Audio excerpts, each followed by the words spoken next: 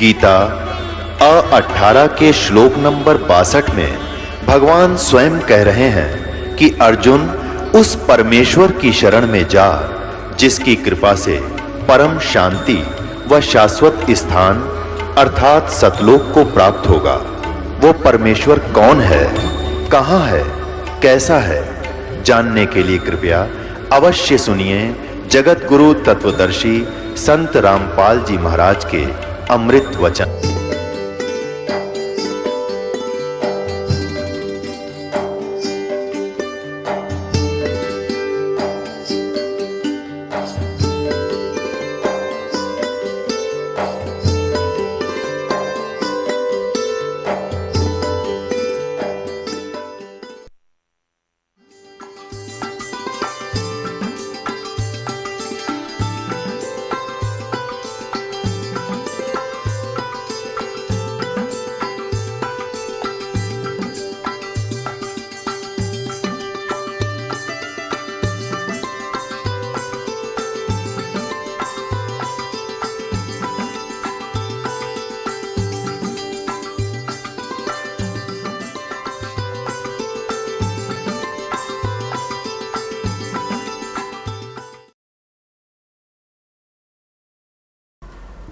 उसमें सारा गांव देखने आया कि वो व्यक्ति तो जीव है जिसने हमारा मान रहे थे। सारा गांव देखने आया। वो गए थे लगभग 100 वर्ष के बाद। जाते ही बता दिया कि ये मेरे चाचा का घर था, ये हमारा घर था, हम इतने भाई इतनी बहन। तब उनको यकीन हुआ सचमुच तो वही हरद्वारी है। सारी पीढ़ी बता दी। तो जब दास वहां पहुंचा तो एक 92 वर्ष की 92 ईयर ओल्ड उनकी भाभी बैठी थी। ऐसे बात चलती रही। मैंने उनसे पूछा कि जब हमारे गुरुजी घर त्याग कर चले गए थे तो आपने पीछे से कैसा महसूस किया? यहाँ नहीं थे, आपने मृत मान रखा था। तो उसने कहा भाई मैं आई ना, जब मुझे पता चला था कि इनका एक भाई निसंतान मर गया, बे औलादा मर गया, ऊत नपूत कहा कर देसी भाषा में। और इनके हिस्से की जमीन थी 3-4 एकड़, 4-5 एकड़ जमीन इनके हिस्से में आती थी। उसको मेरे पति और दूसरा मेरे पति का भाई, 3-4 भाई थे, वो प्रयोग किया करते थे। और जब घर में कोई ऊक चूक हो जाती, खेती ना होती, पशु मर जाते या कोई बालक बीमार हो जाते, तो हम पूछने जाया करते थे अपने पुरोहित पे, और वो पतरा वतरा दिखाया करते। तो वो कहा करते कि आपका एक बेऔलादा मर रहा है, निसंतान मरा हुआ है हरद्वारी, और वो सिद्ध है तुमने वो हानि कर रहा है, वो प्रेत बना हुआ है, पितर बना हुआ है, वो प्रेत बाधा तुम्हें दुखी कर रही है। उसके लिए फिर जैसा भी वो जंतर मंत्र बताते हम सारा कराया करते, श्राद्ध भी निकाला करते थे। तो फिर मैंने उनसे कहा माता जी, गीता जी में लिखा है 9वें अध्याय के 25वें श्लोक में कि भूत पूजनीय भूत बनेंगे और पितृ पूजनीय पितृ बनेंगे, देवताओं के पुजारी देवताओं के प्राप्त होंगे, मेरी भक्ति करने वाला मुझे प्राप्त होगा। तो ये तो गलत साधन आपके सामने देख लो। ये तो जनता का कल्याण करने लग रहे और आप इसका कल्याण के लिए ठगे जा रहे थे। बोली भाई बात तो सच्ची है। मैं बोला जी अब तो त्याग दो इन बकवादों को, इन श्राद्धों को। ने बोली ना भाई, इन्हों को कर छोड़ दिया तो पुरानी लाग है, वहाँ बाढ़ में जाए पुरानी लाग है। अरे इतना प्रत्यक्ष देख रहे हो आप फिर भी नहीं मान रहे, तेरा गजब हो। तो पुण्यात्माओं सौभाग्य आपका, ये परिवर्तन होगा ये सच्चाई के आधार से। पहले तो हम डरा रखे थे नकलिया ने, नो नहीं करोगे तो न्यू हो जाएगा, फलान हो जाएगा, खाक हो जाएगा। मालिक सिर पर बैठे, समर्थ का शरणाग हो रंग होरी हो, भाई कदे न हो काज राम रंग होरी हो। समर्थ का शरणा हो, फिर कैसे हो जाए। एक भगत बता रहा था, वो कह रहा था जी मैं अपनी बहन के यहाँ चला गया, उनके वहाँ वर्षा होगी, मारा हुई नहीं, किसान था वो, और मैं अपने उनका संदेश आया कि यहाँ वर्षा होगी है, ज़मीन ज़्यादा है, आप आइयो अपने बैल ले आओ, हमारी मदद करो।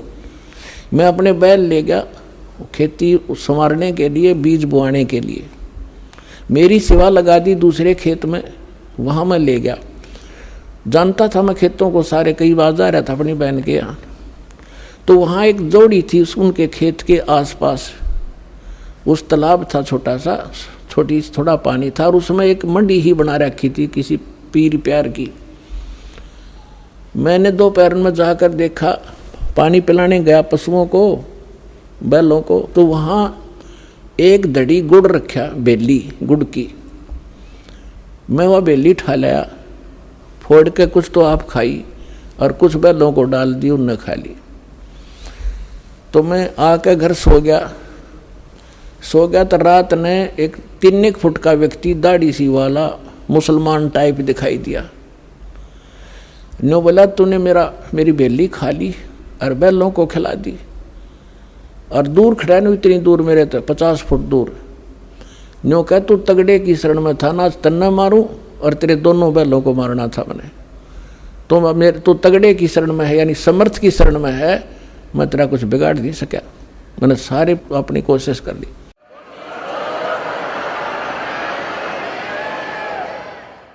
तो मैं सुबह उठा, मेरा पसीने आ रहे, डर गया मैं। फिर उसने देख कर अकल सकल सी उसकी, मैंने अपनी बहन से पूछा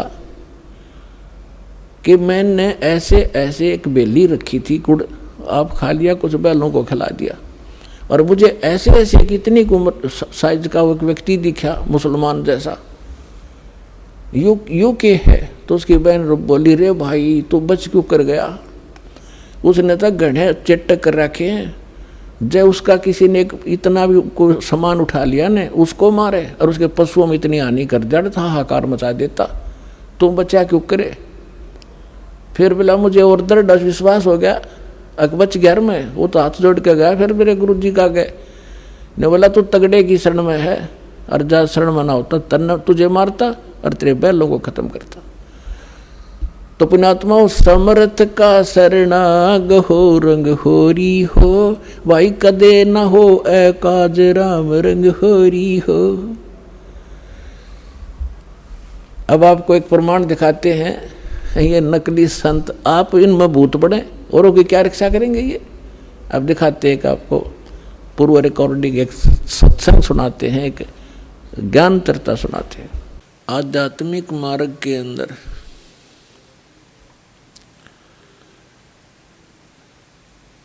जो प्राणी चलते हैं वो बहुत ही पुण्यकर्मी प्राणी होते हैं।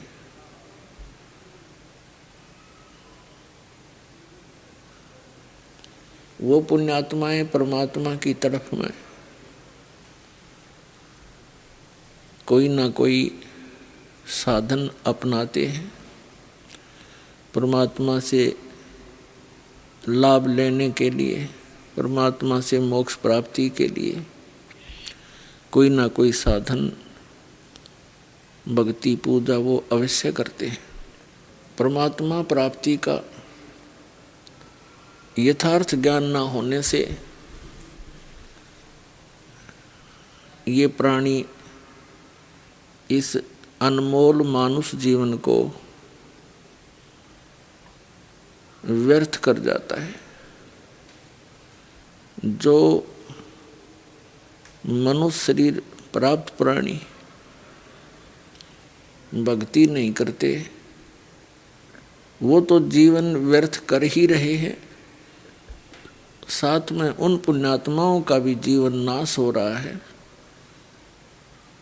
जो तत्व ज्ञानहीन संतों के पास जाकर दीक्षित हो चुके हैं और उनको परम संत मान कर उनके द्वारा बताई गई भक्ति विधि को शास्त्र अनुकूल समझकर मानकर उन पर वो पूर्ण रूप से समर्पित है। पुण्यात्माओं, भक्ति मार्ग, मार्ग मीन वे, रास्ता, भक्ति का रास्ता, मार्ग, ये परमात्मा तक पहुंचाने वाला होता है, इसलिए इसको भक्ति का मार्ग पंथ कहते हैं। और इसी के नाम से, मार्ग के नाम से बहुत से पंथ बने हुए हैं, यानी कि वो परमात्मा का यथार्थ ज्ञान बता रहे हैं, सही मार्ग दर्शन कर रहे हैं। जैसे राधा स्वामी पंथ, धन धन सतगुरु पंथ, डेरा सच्चा सौदा सिरसा वालों का, और ये अंसादेश पंथ, कबीर जी का पंथ,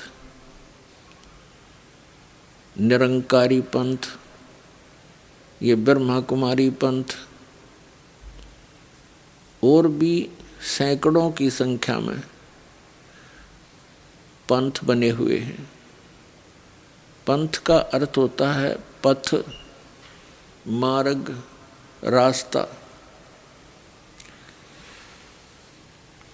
तो पुण्यात्माओं, जिस भी पंथ या संत के पास हम जाते हैं, उनके इतिहास, उनके अनुभव की पुस्तकों को पढ़ते हैं, तो प्रत्येक ने अपना ज्ञान भी भिन्न बताया है और पूजा की भक्ति भी लगभग भिन्न ही बताते हैं।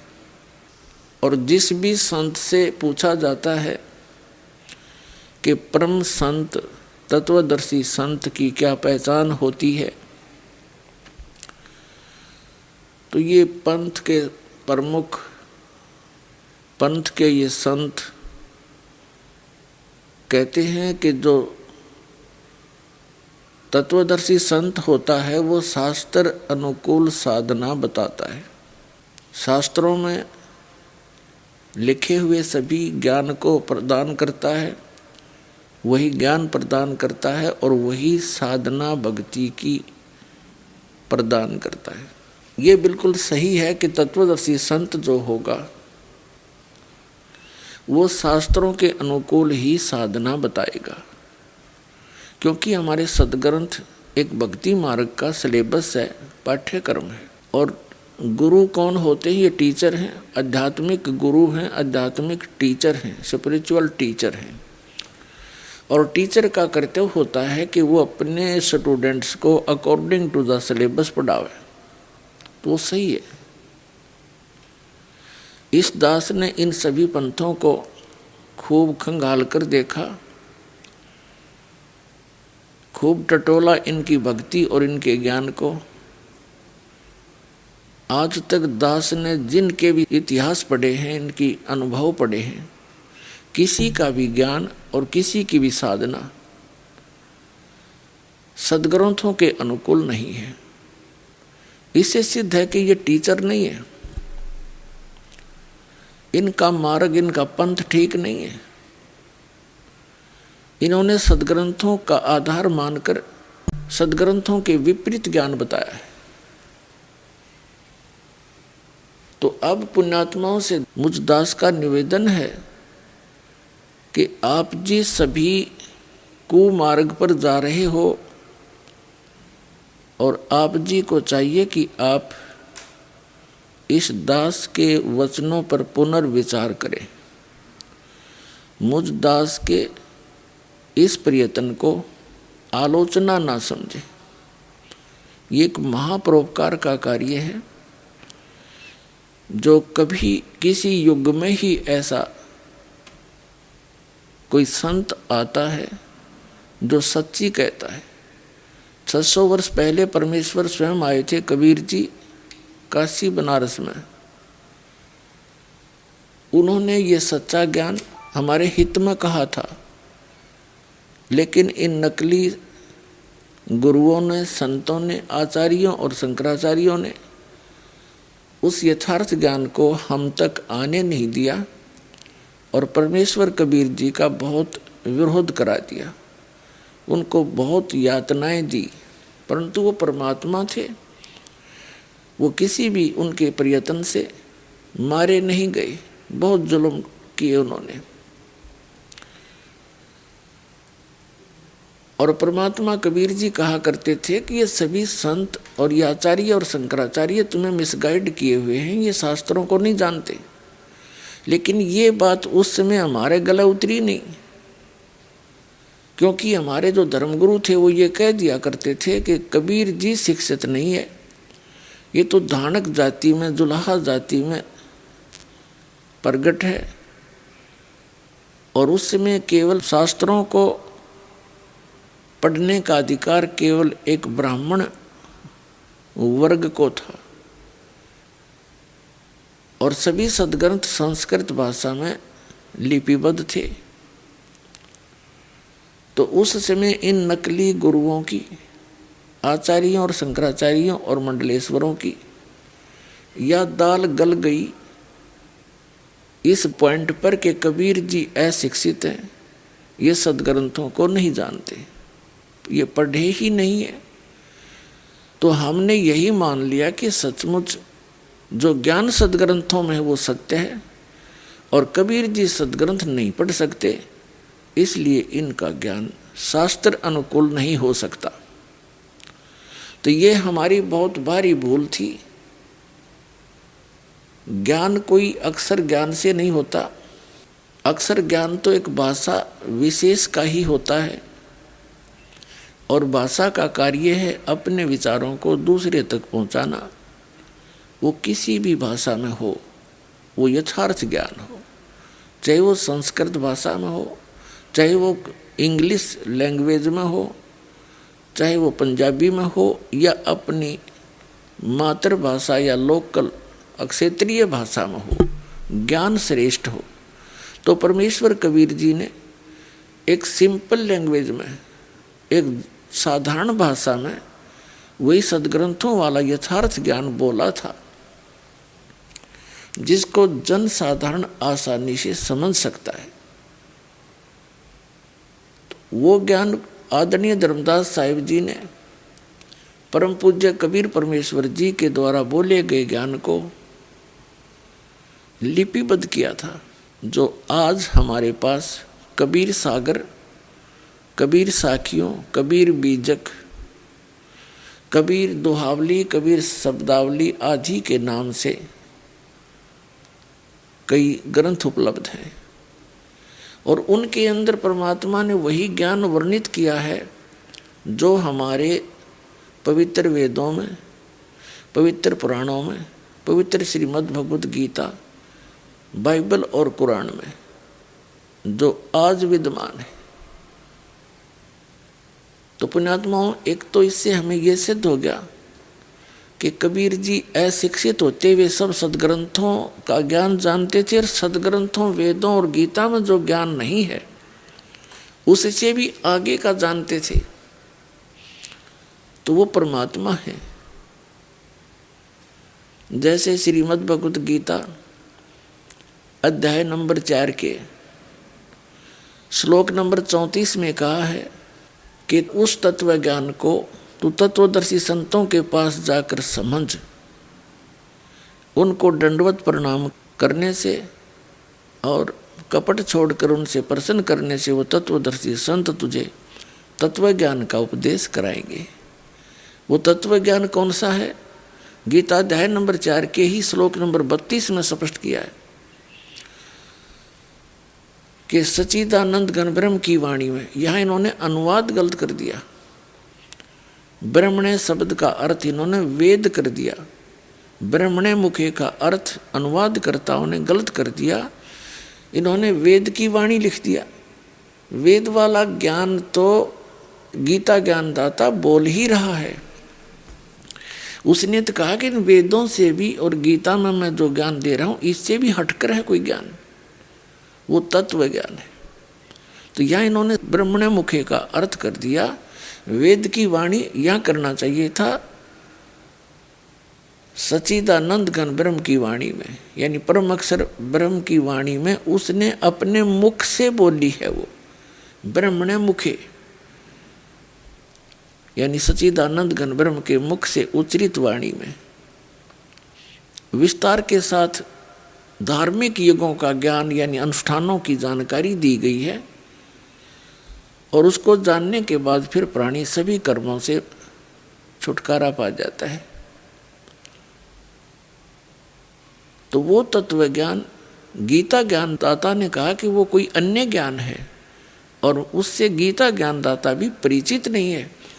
इसी प्रकार यजुर्वेद अध्याय नंबर 40 के श्लोक नंबर 10 से लेकर 13 में स्पष्ट किया है कि कोई तो परमात्मा को संभवात कहता, संभवात माने उत्पन्न होने वाला, जैसे श्री राम और श्री कृष्ण जी के रूप में, और कोई इसको असंभवात यानी वो उत्पन्न ही नहीं होता, वो निराकार है। तो उसमें लिखा है कि वो जन्म लेता है या नहीं लेता है, वो साकार है या निराकार है, इसकी जानकारी वो तत्वदर्शी संत बतावेंगे, उनसे सुनो। इससे सिद्ध हो गया कि वेद ज्ञानदाता भी उस तत्व ज्ञान से अपरिचित है। फिर विद्वान और अविद्वान की परिभाषा बताते हुए यजुर्वेद अध्याय नंबर 40 के और श्लोक नंबर 11 से लेकर 13 तक स्पष्ट किया है कि कोई तो जिसको अक्षर ज्ञान हो गया उसको विद्वान कह देते हैं, और जो अविद्या जिसके पास अक्षर ज्ञान नहीं है उसको अविद्वान कह देते हैं। विद्वान और अविद्वान की जानकारी भी वो तत्वदर्शी संत बताओगे, उनसे सुनो। तो पुण्यात्माओं, ये दास है वो तत्वदर्शी संत जो सर्व शास्त्रों के अनुकूल ज्ञान देता है और सर्व सद्ग्रंथों के अनुसार भक्ति की विधि बताता है।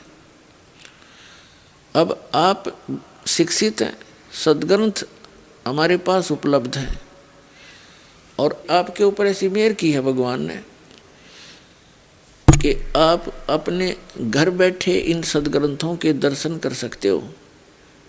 प्रोजेक्टर के माध्यम से यहाँ हम सत्संग में भी दिखाते हैं और टीवी के माध्यम से, सीडी के माध्यम से, पुस्तकों के द्वारा उनके सब रेफरेंस फोटोकॉपियाँ लगा लगा कर आपके पास भेज रहे हैं।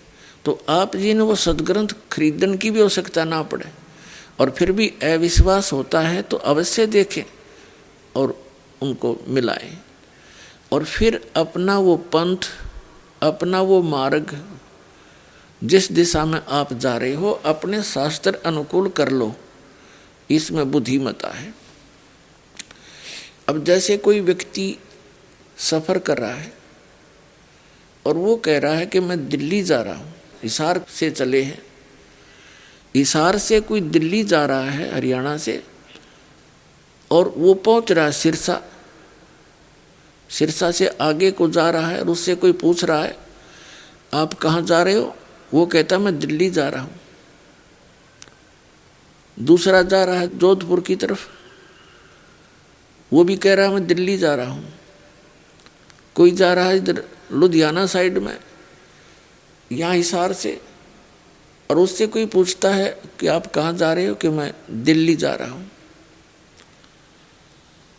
तो पुण्यात्माओं, उन यात्रियों को कोई ये कह दे कि आपका मार्ग ठीक नहीं है, आपकी दिशा ठीक नहीं है, आप गलत जा रहे हो,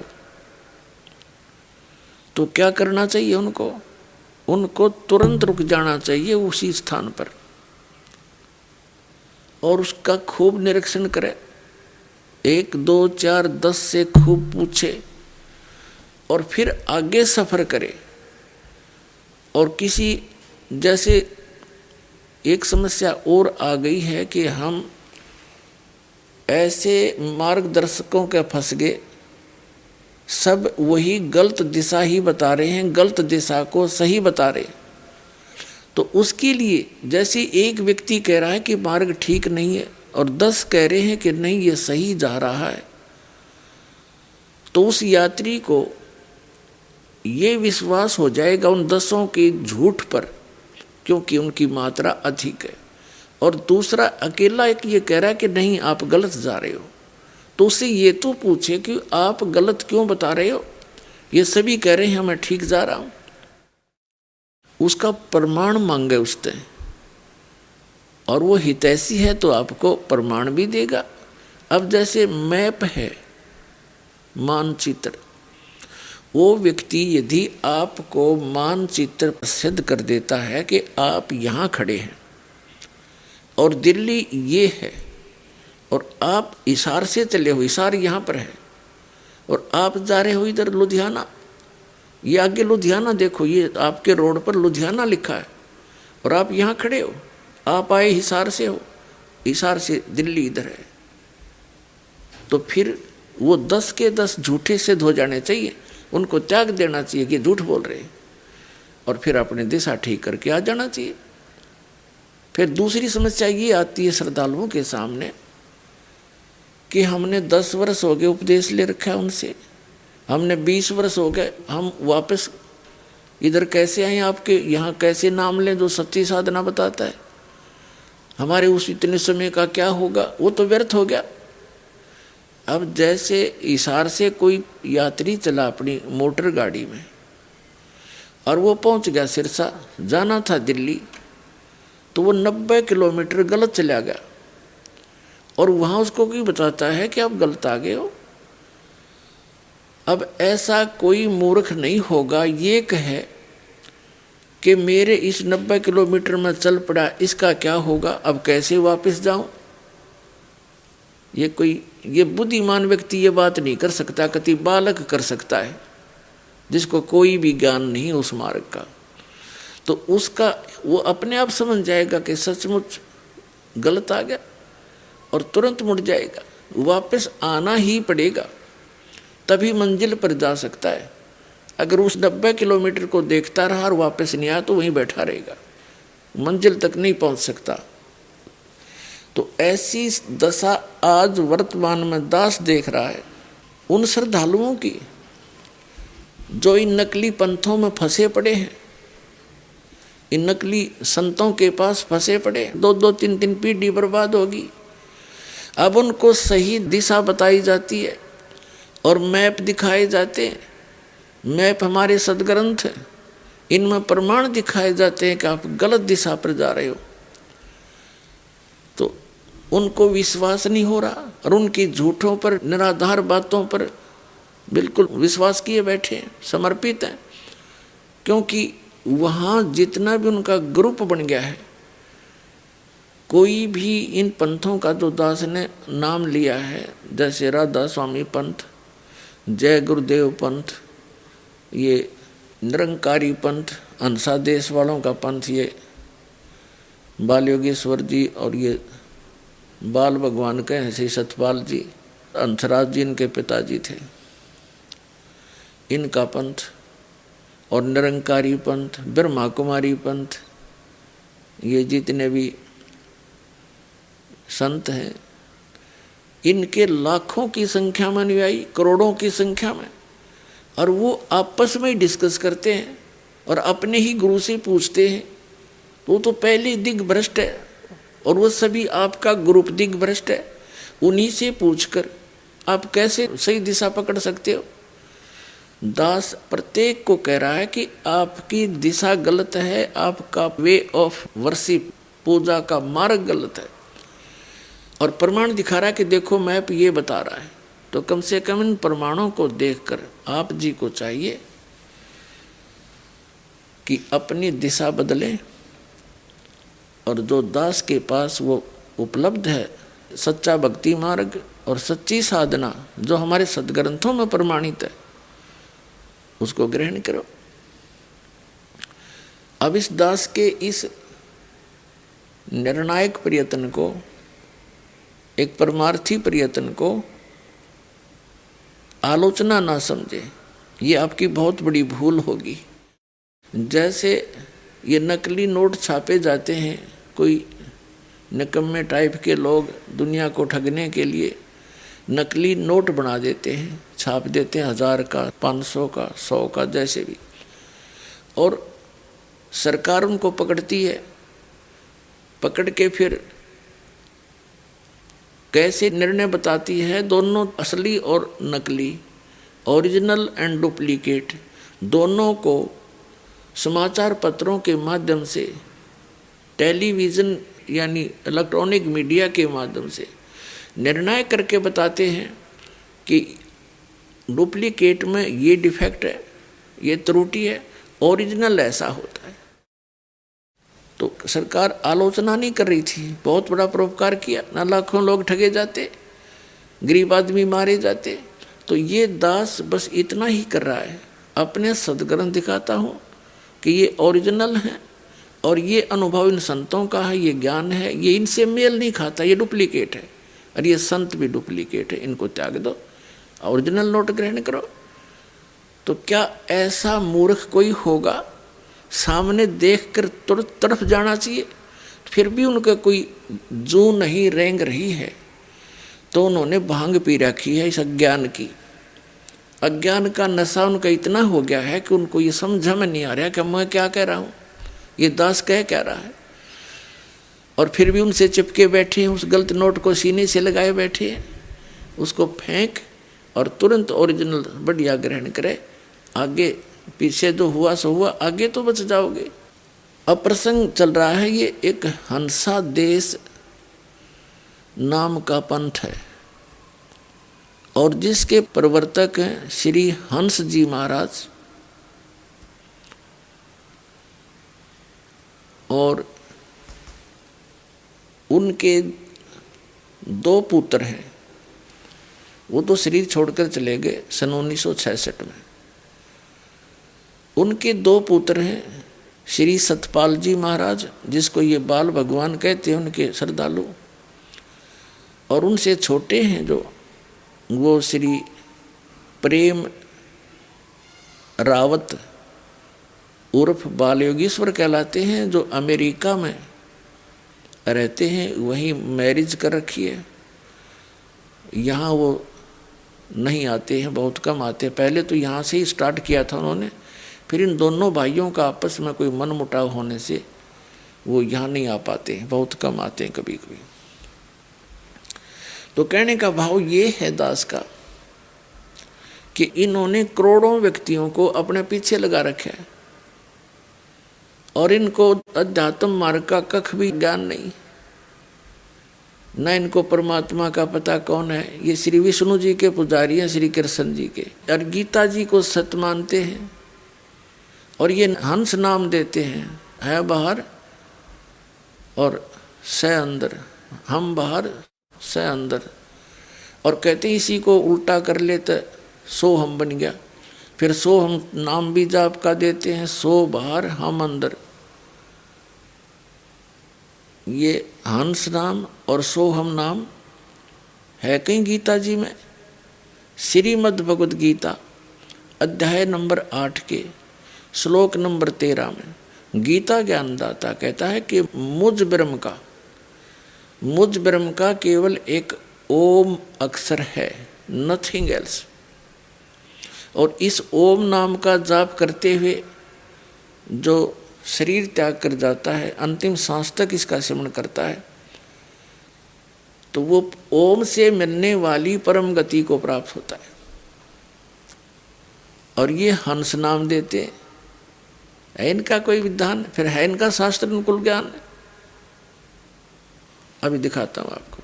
ये है हंस योग प्रकाश नाम की एक पुस्तक है।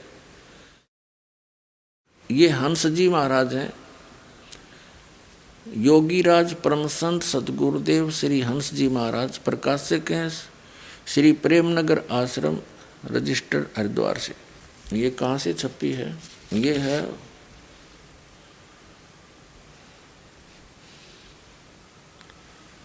प्रकाशक हैं श्री प्रेमनगर आश्रम, जवाहरलालपुर रोड, हरिद्वार से।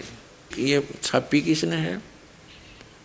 मुद्रक है Rajeshwari photo setters private limited, 2/5, Punjabi Bagh, Nai Delhi. इतने ये देखिएगा 2 शब्द, श्री 108 श्री सदगुरुदेव परम संत योगीराज श्री हंस जी महाराज आनंद कंद सच्चिदानंद भगवान के श्री कर कमलों द्वारा इस ग्रंथ की रचना हुई है।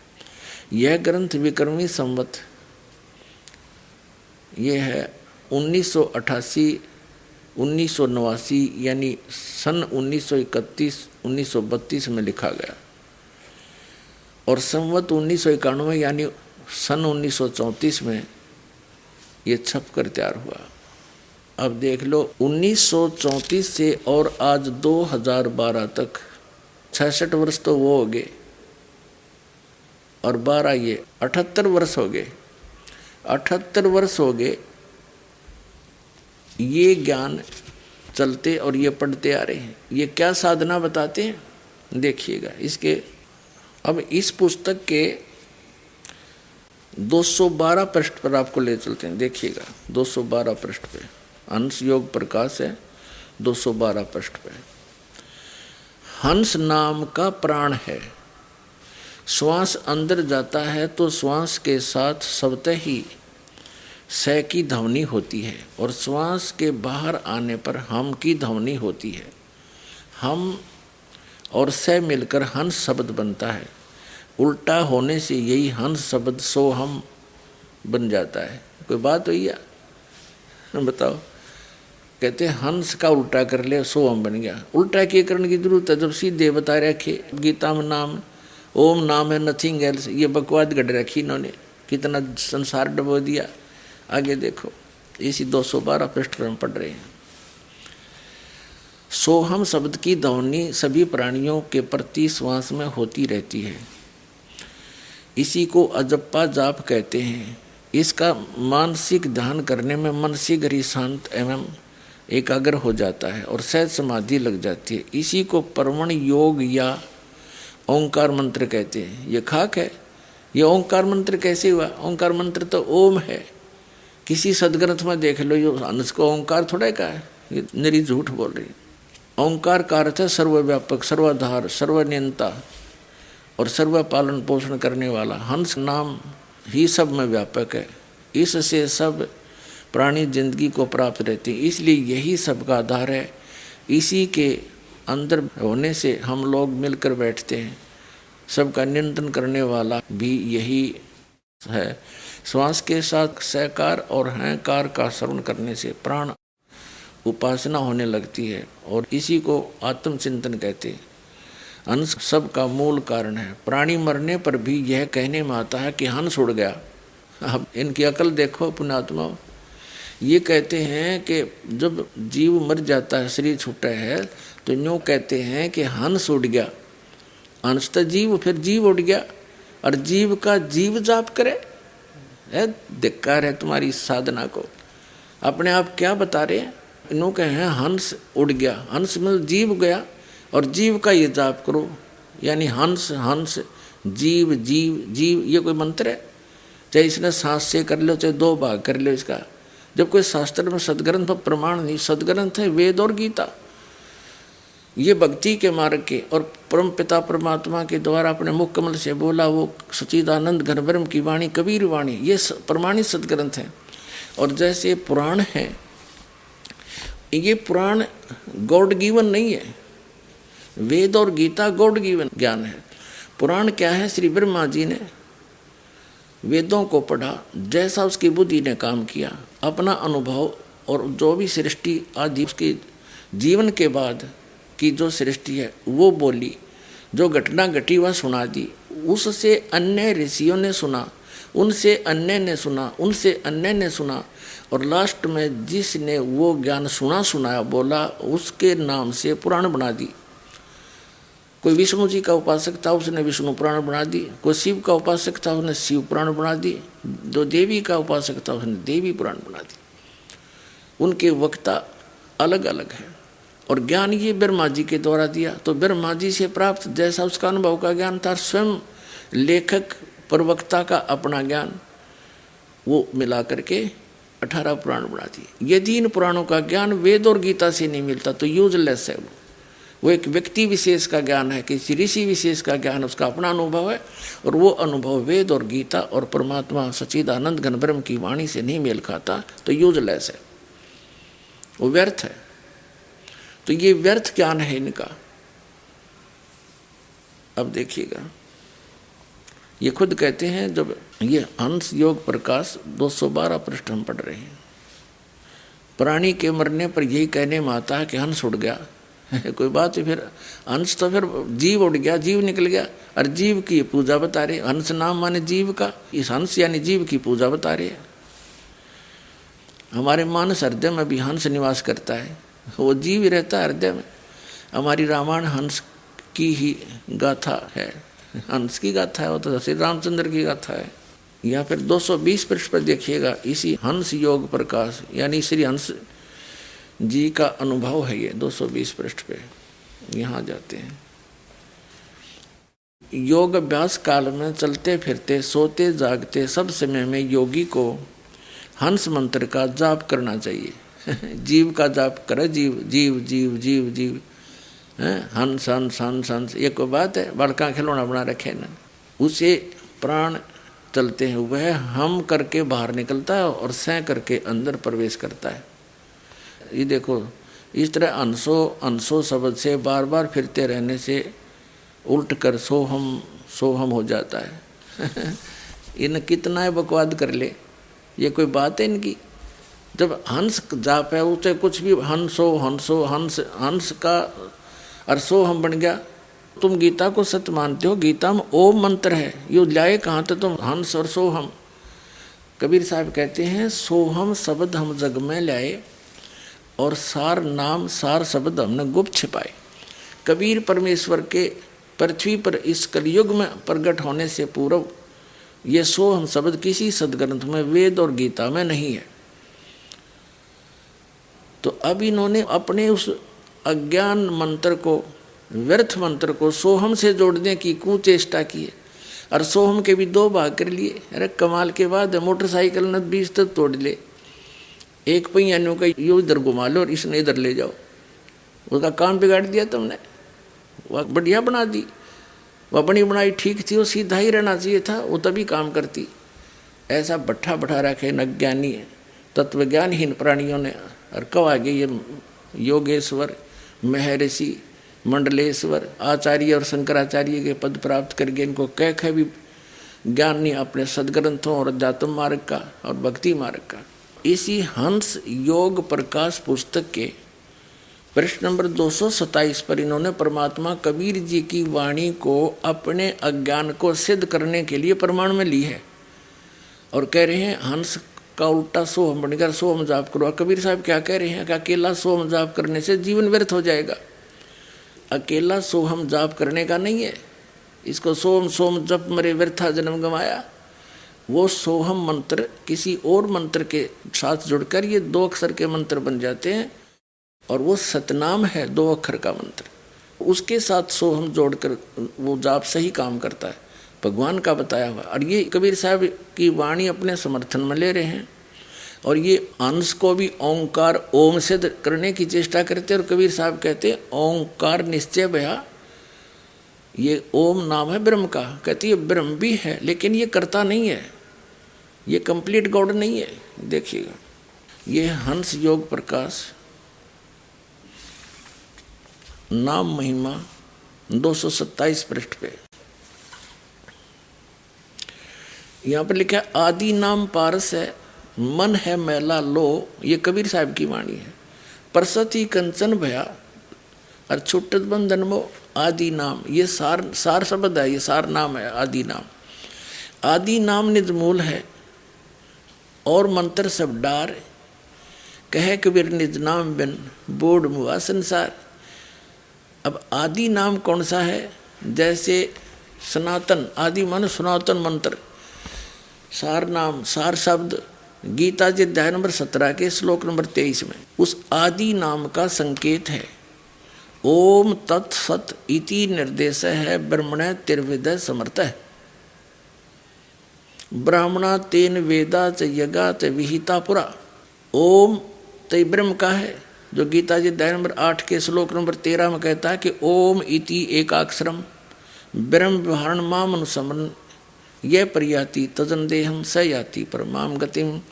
मुझ ब्रह्म का, क्योंकि गीता ज्ञानदाता श्री कृष्ण में बोल रहा है, वो ब्रह्म जो विष्णु और ब्रह्मा और शिव जी के जो पिताजी हैं, उसने प्रतिज्ञा कर रखी है कि मैं कभी किसी के समक्ष अपने ओरिजिनल रूप में नहीं आऊँगा। इसलिए गीता जी अध्याय नंबर 7 के श्लोक नंबर 24-25 में कहता है कि ये बुद्धिहीन जन समुदाय मुझ अव्यक्तम व्यक्तिम आपनम मनन्ते अबुधा। मुझ अव्यक्त को मैं छुपा रहता हूँ अपनी योग माया से, मैं किसी के समक्ष नहीं आता।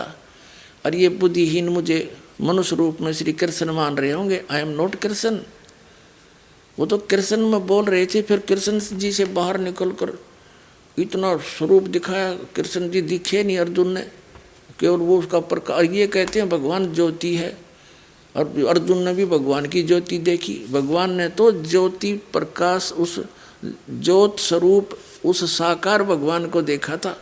उसके शरीर का प्रकाश था इतना, हजारों सूर्य जितना। उन ज्योति ज्योति थोड़ी देखी तो सारा कुछ देखा, उसे हाथों में देखा, आपके मुंह में ये सब जा रहे हैं, 1000 हाथ थे उनके, हैं अन्यों के। अर्जुन ने भी गीता में भगवान की ज्योति देखी थी। भगवान ने, अर्जुन ने तो साकार नर आकार, उसका प्रकाश में तेजों में शरीर युक्त देखा था। तो ये कहता है कि मैं कभी किसी के समक्ष नहीं आता।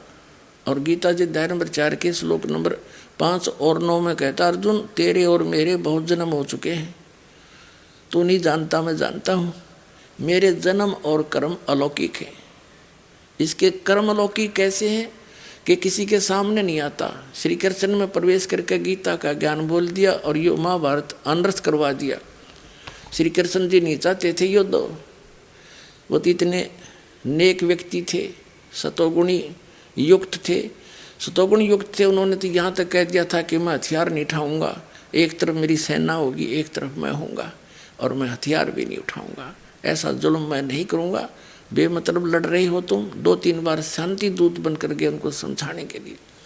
तो जब अर्जुन ने देखा कि अब युद्ध करने का क्या फायदा, अपने भाई भतीजे रिश्तेदारों को मारूंगा, फिर खून से सने हुए यज्ञ इस राज्य को भोगूंगा। उसने यहाँ तक फैसला कर लिया था कि मैं तो भिक्षा मांग कर गुजारा कर लेंगे, और मैं तो ये चाहता हूँ कि सामने खड़े हुए कौरव मुझे मार दे, नियत्थे पर तीर मार दे, ये युद्ध मिट जा, अनर्थ खत्म हो जा। मेरे मरने के बाद पांडव युद्ध नहीं करेंगे।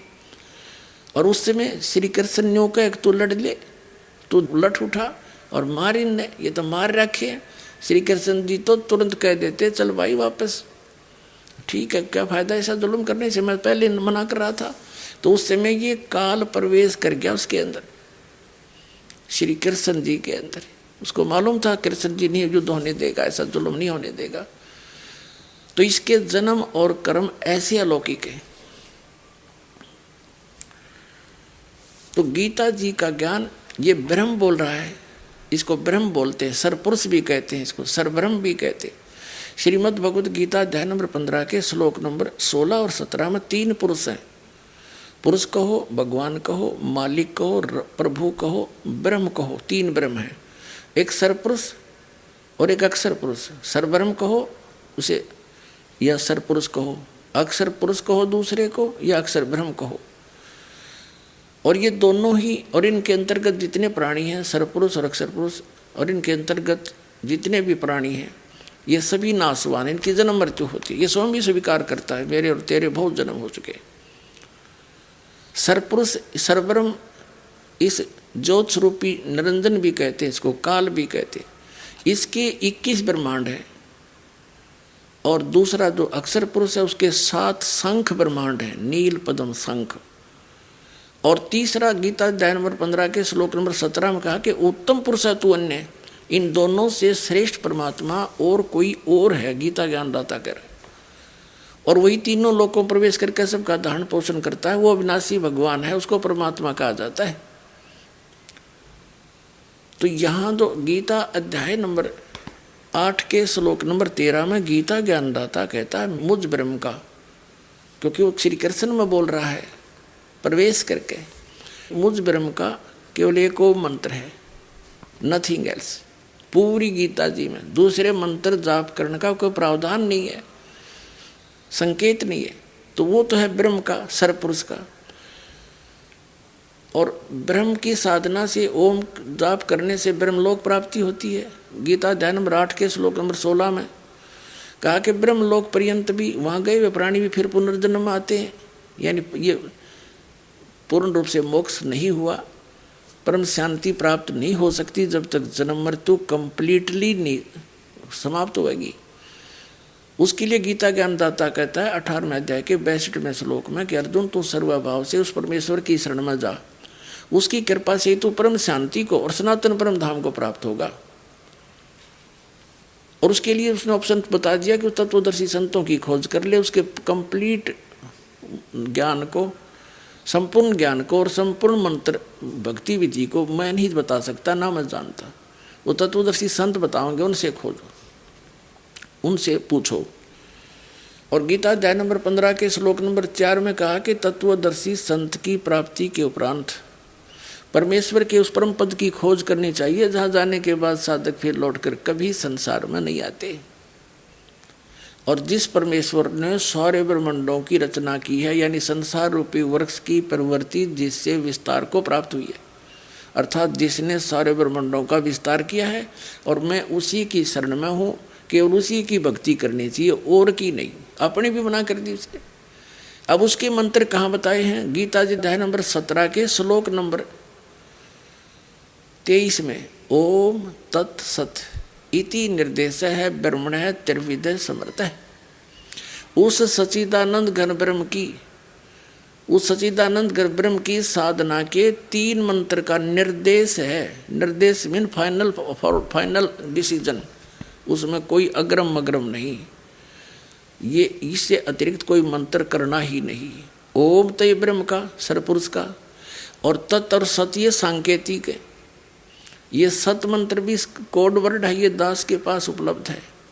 और सत शब्द ये सार शब्द है, सार नाम, ये भी इस दास के पास, इस पृथ्वी में 21 ब्रह्मांड में किसी के पास नहीं। तो उसको आदि नाम कहते हैं, वो आदि नाम है। और कहा कि और मंत्र सब छोड़ दे, कबीर साहब कह रहे। और ये इन्होंने कबीर परमात्मा की वाणी को, अपने अज्ञान सिद्धांत, अज्ञान मंत्र को, गलत मंत्र को सिद्ध करने के लिए वाणी भी ली है, जो कि इनके मंत्र का खंडन कर रहे हैं। देखिएगा, हम पढ़ रहे हैं वही पुस्तक हंस योग प्रकाश नाम महिमा पृष्ठ 227 पर। आदि नाम पारस है, मन है मैला लो, परसत ही कंचन बया छूटा बंधन मोह। वो आदि नाम मुझ दास के पास है, इस विश्व में किसी के पास नहीं। फिर आदि नाम निज मूल है, और मंत्र सब डार, कह कबीर निज नाम बिन बोड मुआ संसार। ये आदि नाम तो मूल है, बिल्कुल सबकी जड़ है, और मंत्र हैं डार, शाखा हैं। जैसे ये ओम तत्सत, ये सत जो मंत्र है तीसरा, ये परम अक्षर ब्रह्म का है, ये कोड वर्ड है, ये तो है आदि नाम, ये तो जड़ असली मंत्र है। और ओम और तत् भी सांकेतिक है, कोड वर्ड है। ये है शाखा, डार है समझो। और तो एक पेड़ का कंप्लीट ही हो, पेड़ में मूल भी हो और डार भी हो, तभी तो वो पेड़ है। डारा न काट दे तो मूल के करेगा, और मूल छोड़ दिया तो डार कहाँ से रहेंगी? तो वो कंप्लीट ही होना चाहिए, तभी लाभ होगा। ये लिखा है आदि नाम निज मूल है, और मंत्र सब डार, कहे कबीर निज नाम बिन बोड मुआ संसार। यह बताया कि कोटि नाम संसार में, ये हंस और ये आदि, ताते मुक्ति न होए। आदि नाम जो गुप्त जप, आदि नाम जो गुप्त जाप, बूझे बिरला कोई। फिर कहे राम राम सब कोई कहे, नाम न जाने कोई, नाम चीने सतगुर मिले, नाम कहावे सोए। यानी वो मंत्र है अलग, राम राम कहने से नहीं, वो 3 मंत्र का जाप राम नाम है। ओंकार निश्चय भया, सो करता मत जान, और साचा शब्द गुरुदेव का, पर्दे माहे पछाड़। वो दास बताओगा, कोड वर्ड होते हैं, वो पर्दे में दिए जाते हैं, ये दास आपको देगा। ये तीनों मंत्र कंप्लीट, इनमें से जो ओम मंत्र और साथ में तत् सांकेतिक है, ये 2 अक्षर का सतनाम बन जाता है। इनका श्वास उस श्वास से जाप है। एक सो हमको अलग करके जपना महामूर्खता है। ये तो मोटरसाइकिल के 2 हिस्से बीचते काट ले, अन्यों को इसको इधर ले जाए, इसको इधर ले जाए, ये ओके होगी। काम बिगाड़ दिया सारा होता है। हम यहाँ पढ़ रहे हैं, ये हंस योग प्रकाश का 227 पर पढ़ रहे हैं यहाँ आगे। फिर कहा है कि जो जन हो है जो हरि रतन ले ही बिल गाए, यानी भिन्न भिन्न छानबीन करके लेगा सही जोरी होगा तो। और सोहम जप मुआ मिथ्या जन्म गवाए। आ गया इनका अंत। ये खुद हंस का, चलो इनकी बात बड़ी कर ली, सोहम कर लिया। वैसे तो ये कोई तुक नहीं, हंस का उल्टा वाला सोहम हो गया, सोहम जाप कर ले और फिर उसको ऐसे कर ले। तो परमात्मा कबीर जी की वाणी जो इन्हें समर्थन में ली है, यह इनके उस उपदेश का खंडन कर रही है इन्हीं की पुस्तक में कि सोम जब मेरे व्यर्था जन्म गंवाया। क्योंकि सोहम नाम का जाप अलग से विधि है उसकी, और ऐसे अकेला सोहम जाप करने से, दो हिस्से करने से भी कोई लाभ नहीं।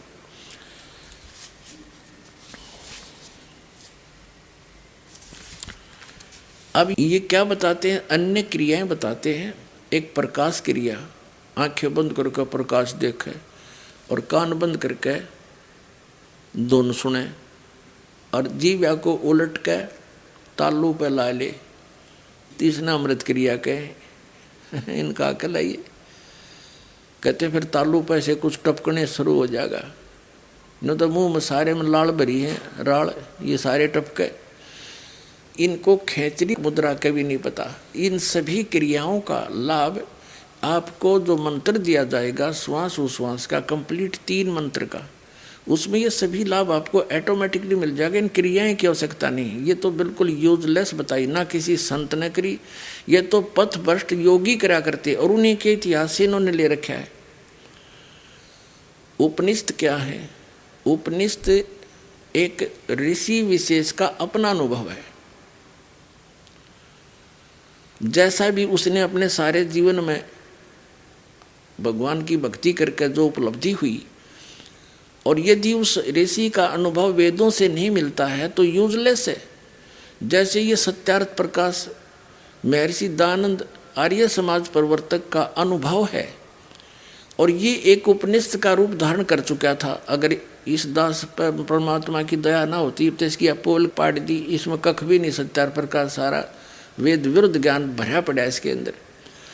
तो इसकी ऐसी स्थिति हो गई थी, श्रद्धालु लोगों ने वेदों को पढ़ना ही छोड़ दिया था, ये मानकर के महर्षि दयानंद वेदों का विद्वान था, और इन्होंने जो साधना की वेद अनुसार की है, और वेदों वाला ज्ञान इन्होंने सिंपल करके सत्यार्थ प्रकाश में अपना अनुभव लिख दिया। तो ये सही है। अब दास ने वेदों से तुलना करके दिखाई सत्यार्थ प्रकाश की, सारा वेद विरुद्ध ज्ञान उसके अंदर था। इसका समय आने पर फिर आगे प्रकरण चलाएंगे, अभी पहले इनसे निमट लें। तो ये जो उपनिषदों से इन्होंने क्रियाएं ली हैं, ये उन ऋषियों की अपना अनुभव है जो वेद ज्ञानहीन थे, तत्व ज्ञानहीन थे, उनको वेदों का ज्ञान नहीं था, और अन्य साधना करके अपना जीवन नाश करके आने वालों के लिए वह छाप छोड़ के बना का अपना अनुभव। अब देखिएगा, ये है हंस योग प्रकाश 290 पृष्ठ पे, हम 291 पर पढ़ेंगे। यहाँ पर खेचरी मुद्रा विधि। देहांत काल में परम पद कैवल्य मोक्ष होता है। इन 4 मुक्तियों में से एक मुक्ति है।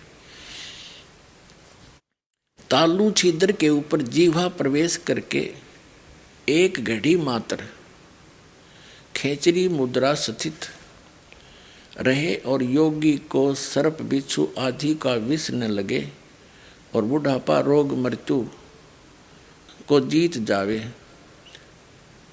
वाली पलित जो चमड़ा ढीला होकर सलोटें पड़ती हैं न होवे। बता, अब ये क्या बता रहे हैं कि तालू पर जीभ लाने से आदमी ना तो मरे ना उसका रोग होवे।